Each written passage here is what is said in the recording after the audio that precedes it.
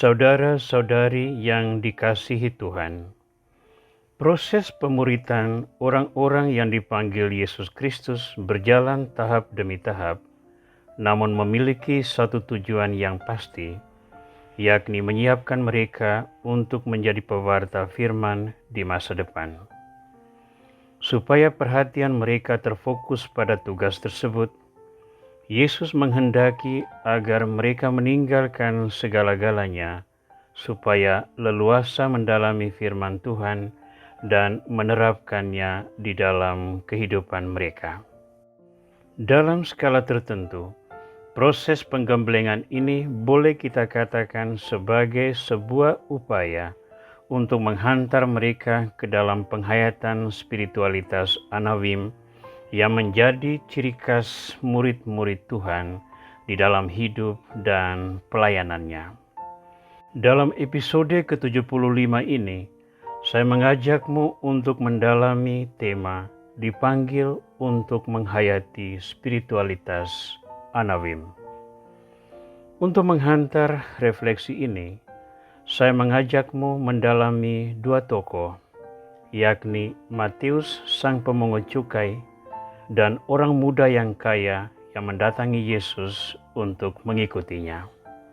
Kita mulai dengan tokoh Matius yang kita temukan dalam Injil Matius bab 9 ayat 9 sampai 13.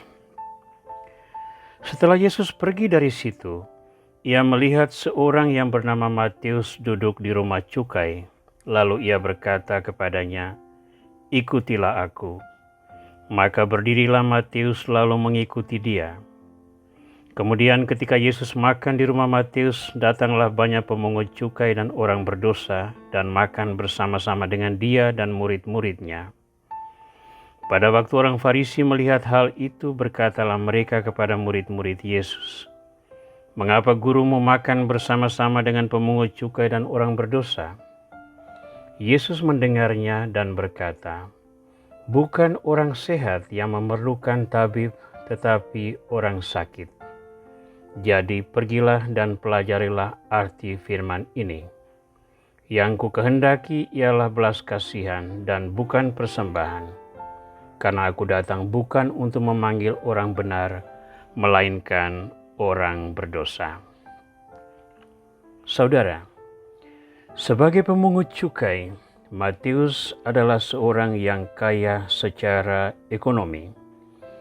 Maka ketika dipanggil Yesus untuk mengikutinya, Matius menanggalkan segala sesuatu itu agar turut serta di dalam pesiarahan bersama Yesus.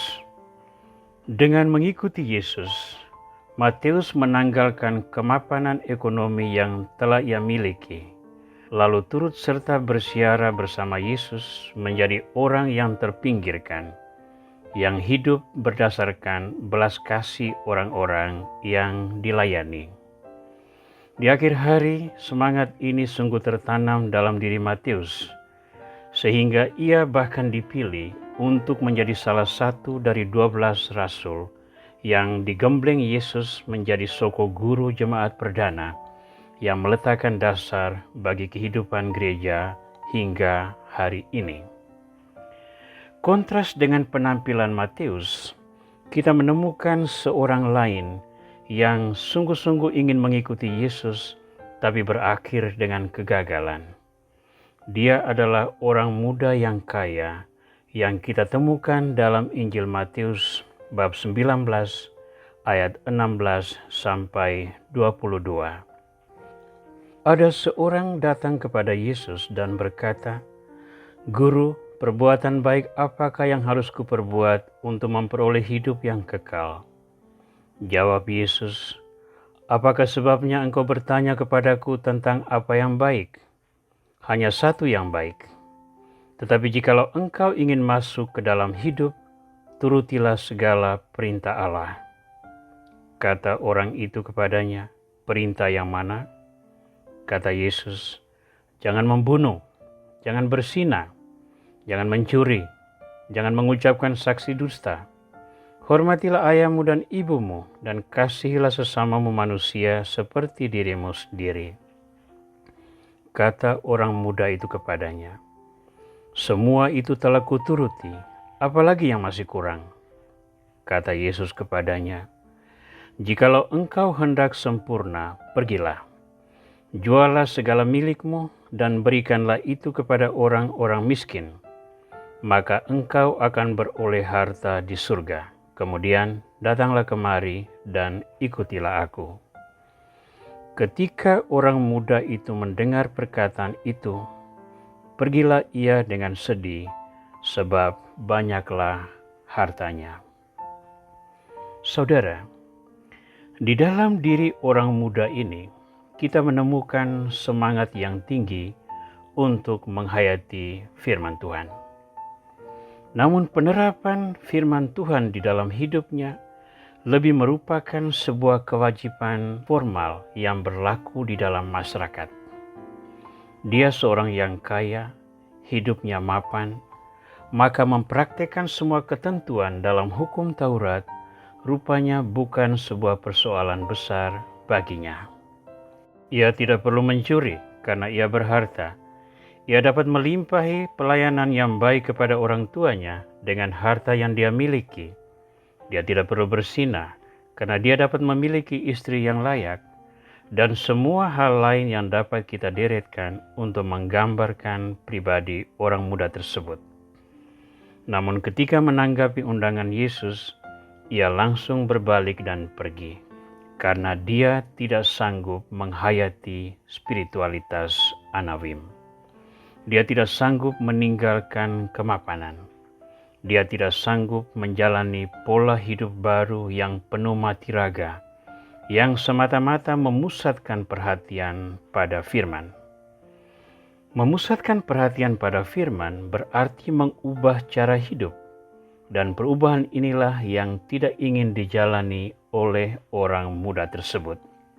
Saya percaya dia mengamati cara hidup orang-orang yang mengitari Yesus Kristus, dan dia tidak ingin menjadi salah satu dari mereka.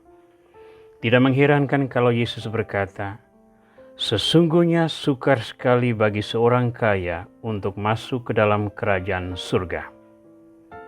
Ucapan Yesus ini berlaku bagi kita sekalian jika kita ingin mengambil bagian di dalam karya pewartaan Kristus.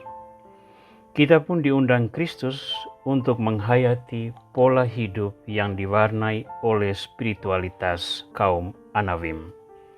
Pertama-tama, kita diundang Yesus untuk meninggalkan kemapanan. Meninggalkan kemapanan bukan berarti menjadi orang yang melarat. Yang dikehendaki Yesus adalah kita melepaskan keterikatan kita pada harta, kuasa, dan peranan, dan menjadikannya itu sebagai jalan untuk mencapai tujuan pelayanan kerajaan Allah. Dengan membebaskan diri dari keterikatan itu, kita menempatkan firman Tuhan sebagai skala prioritas. Pendalaman firman kita jalankan dengan sungguh-sungguh.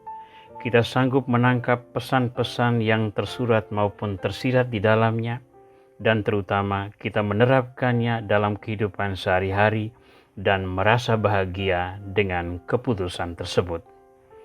Merasa bahagia dalam menghayati spiritualitas kaum Anawim hendaknya menjadi sebuah nilai yang kita promosikan di dalam komunitas para adorator. Para adorator sekalian telah berusaha sebaik mungkin untuk menghayati misinya dari balik layar, menjadi pendoa bagi semua orang. Menjalankan misi ini tentu menuntut korban diri, korban waktu, korban harta, korban energi, korban perasaan, dan sebagainya. Pertanyaan saya adalah, apakah Anda merasa bahagia dengan semua pengorbanan tersebut? Sejauh mana rasa bahagia tersebut mendorong Anda untuk membebaskan diri dari kelekatan-kelekatan duniawi? Dan sejauh mana pembebasan diri tersebut menghantar Anda untuk lebih efektif mendalami firman Tuhan, sehingga firman itu menjadi bagian integral dari kehidupan Anda sendiri? Jika itu terjadi, Anda sungguh-sungguh berada di jalan yang benar untuk menghayati spiritualitas kaum Anawim sebagai prasyarat untuk menjadi rasul yang tangguh di dalam kehidupan dunia masa kini.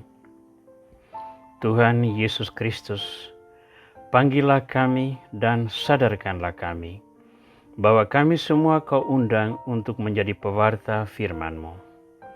Buatlah kami segera menanggapinya seperti Matius Rasul-Mu. Hindarilah kami dari keinginan untuk tetap mapan dalam situasi kami seperti orang muda yang datang kepadamu. Doronglah kami untuk menemukan kehendak-Mu di bawah bimbingan Roh Kudus-Mu, sehingga hidup kami menjadi sarana penginjilan-Mu bagi bangsa manusia. Jadikanlah hidup kami pujian bagi keagungan nama-Mu kini dan sepanjang masa. Amin.